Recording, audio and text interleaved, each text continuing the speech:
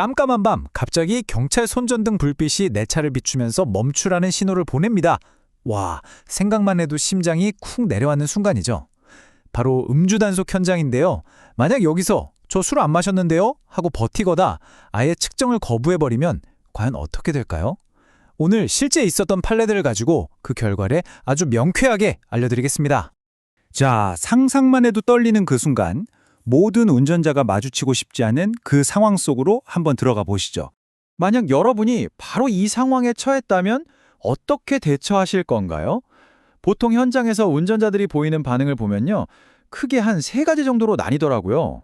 첫 번째, 가장 많이들 하시는 반응이죠. 일단 술 안 마셨다고 딱 잡아떼고 보는 겁니다. 그리고 두 번째, 여기서부터는 좀 더 강하게 나가는 분들입니다. 아예 측정기 자체를 거부하는 거죠. 안 불겠다, 이겁니다. 자, 그리고 세 번째. 이게 언뜻 들으면 되게 논리적인 것 같거든요. 떳떳하니까 피를 뽑아보자.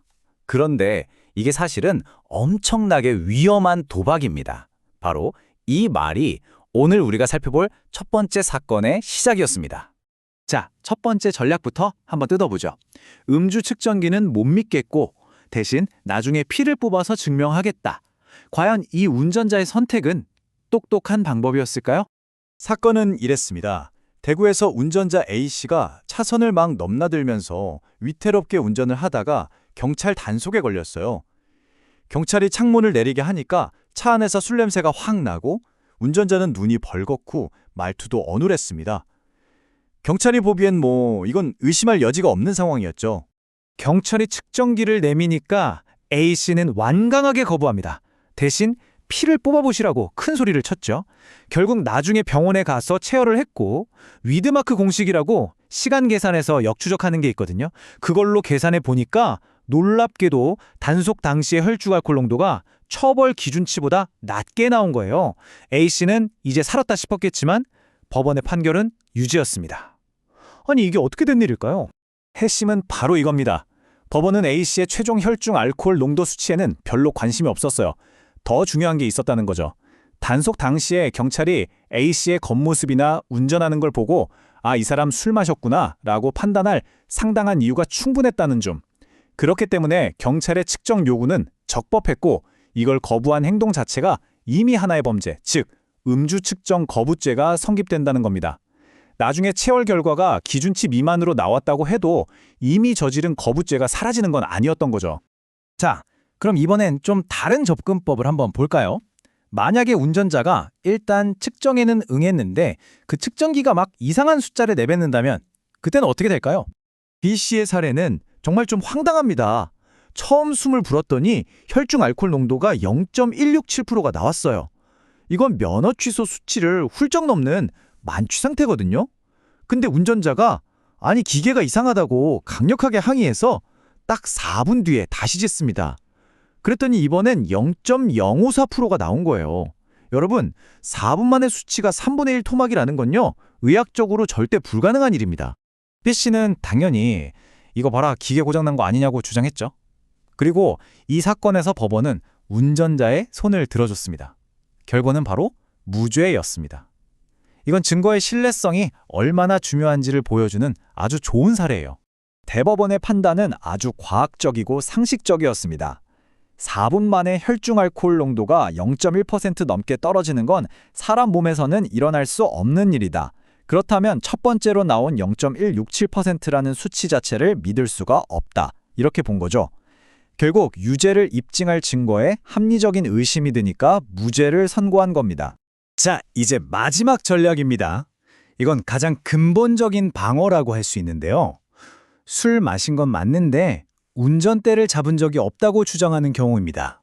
누가 C씨가 음주운전하는 것 같다고 신고를 해서 경찰이 출동했습니다. 현장에 가보니 C씨는 누가 봐도 술에 취한 상태였어요. 경찰이 당연히 음주 측정을 요구했겠죠. 그런데 C씨는 딱 잘라 거부합니다. 술은 마셨지만 운전은 안 했으니까 내가 당신들 측정에 응할 이유가 없다고 말이죠. 쟁점이 얼마나 마셨냐가 아니라 운전을 했냐 안 했냐로 완전히 옮겨간 순간입니다. 결과가 어떻게 됐을까요? 이번에도 법원은 무죄를 선고했습니다. 이 판결은 음주운전 단속의 가장 기본적인 전제가 무엇인지를 다시 한번 생각하게 합니다. 법원의 논리는 아주 명쾌했습니다. C씨가 술에 취했다는 사실은 명백하지만 그가 운전했다는 사실을 검찰이 입증하지 못했다는 거예요.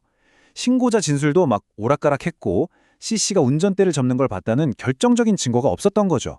즉, 음주 사실로만으로는 부족하고 운전했다는 사실까지 증명되어야 음주운전 혐의가 성립된다는 아주 기본적인 원칙을 확인시켜준 판결입니다.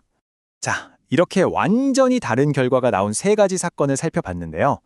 도대체 판사들은 어떤 기준으로 유죄와 무죄를 가르는 걸까요? 그 핵심 기준 딱 세 가지로 정리해드릴게요.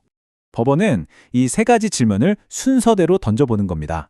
첫째, 경찰이 객관적인 상황을 보고 측정을 요구할 상당한 이유가 있었나? 둘째, 측정했다면 그 결과가 과학적으로 믿을 만한가? 그리고 마지막으로 가장 근본적인 질문이죠. 이 사람이 정말 운전을 한 게 맞나? 이 세 가지 관문을 모두 통과해야만 유죄 판결이 나오는 겁니다. 오늘 본 내용 한눈에 딱 정리해볼까요? 나중에 체열하겠다는 전략은 측정 거부 자체가 별개의 범죄라서 유죄가 됐습니다. 기계가 이상하다는 주장은 증거의 신뢰성을 깨트려서 무죄를 받아냈죠. 그리고 마지막으로 운전한 적 없다는 주장은 운전 사실 자체가 증명되지 않아서 결국 무죄가 됐습니다. 이 세 가지가 오늘 분석의 핵심 요약입니다. 자, 그럼 이 복잡한 법적 공방들을 통해 우리가 진짜 배워야 할 건 뭘까요? 절대 지지 않는 최고의 방법을 지금부터 알려드리겠습니다. 첫째, 그리고 이게 가장 중요합니다. 경찰이 합리적인 이유를 가지고 측정을 요구할 때 이걸 거부하는 건요, 내가 실제로 술을 마셨든 안 마셨든 그 행동 자체가 이미 심각한 범죄라는 겁니다. 그리고 둘째, A씨 사례에서 똑똑히 봤죠? 에이, 나중에 피 뽑으면 다 증명되겠지 하는 생각, 이건 정말 위험한 착각이라는 점 절대 잊으시면 안 됩니다. 이런 위험한 도박의 대가는 결코 가볍지 않습니다. 음주 측정을 거부하면요, 혈중 알코올 농도 0.2% 이상, 그러니까 거의 만취 상태의 음주운전과 똑같은 처벌을 받게 됩니다. 최대 3천만 원의 벌금이나 징역형에 처해질 수 있다는 뜻입니다. 오늘 여러 가지 전략과 판례를 분석해 봤지만요. 사실 이 모든 복잡한 법적 다툼을 한 방에 피할 수 있는 가장 완벽하고 확실한 방법은 딱 하나뿐입니다. 바로 술을 한 잔이라도 마셨다면 절대 운전대를 잡지 않는 것. 이것만이 당신과 우리 모두를 지키는 유일한 정답입니다.